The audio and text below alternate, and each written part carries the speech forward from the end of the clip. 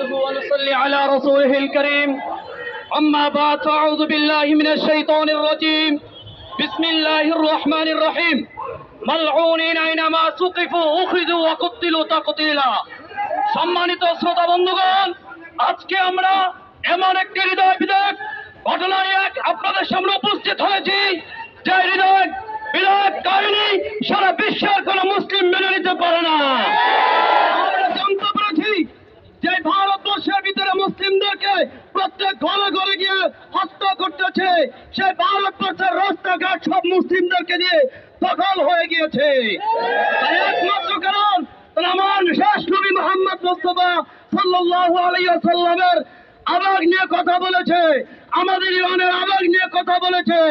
আমরা এই নাস্তিককে সর্বোচ্চ শাস্তি প্রদান করে আমরা আমাদের সমস্ত কর্মসূচি ক্ষান্ত হবে ইনশাআল্লাহ। সংগ্রামী সাথী বন্ধুগণ, আমরা ইতিপূর্বে দেখেছি নাস্তিকদের পাওনা নাস্তিকদেরকে বুঝিয়ে না দিলে নাস্তিকরা দেশ থেকে পালন করতে চায় না। 2013 সালের পরে নাস্তিকদের পাওনা বুঝিয়ে দেওয়া হয়েছিল, নাস্তিকরা পাওয়াতে বাধ্য হয়েছে। আবার কোন নাস্তিক যদি মাথা চড়া দিয়ে উঠতে চায় তাদের পাওনা বুঝিয়ে দেওয়া হবে ইনশাআল্লাহ। এতে কোনো আপোষ নেই, কেউ আপোষ করবো না ইনশাআল্লাহ।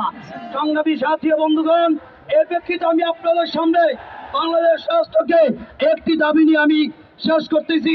বাংলাদেশ সংবিধানে যাতে আগামী ভবিষ্যতে কোনো নাস্তিক মুরতাদ যদি কোনো ইসলাম সম্পর্কে নিয়ে কোনো কথা বলে সেটা মৃত্যুদণ্ড জারি করতে হবে। বন্ধুগণ, আমি শেষ পর্যায়ে আপনাদের সামনে ছোট্ট একটি কবিতা পড়ে আমার বক্তব্য শেষ করছি।